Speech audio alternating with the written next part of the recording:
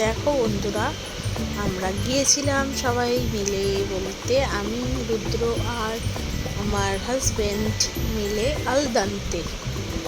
আলদান্তেতে গিয়ে আমরা বসেছিলাম একটা টেবিলে।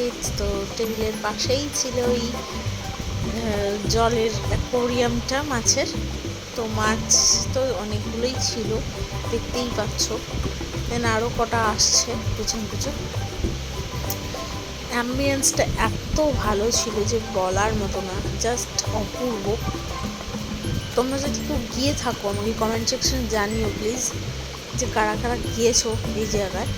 এবং সত্যি সত্যি রাস্তার ওপরে, আর এদের খাবারের কোয়ান্টিটি বা খাবারের মানে ব্যাপারটা এত সুন্দর, এবং বিশেষ করে এখানকার চাটা জাস্ট অসাম লাগে আমার, সত্যি ভাবা যায় না।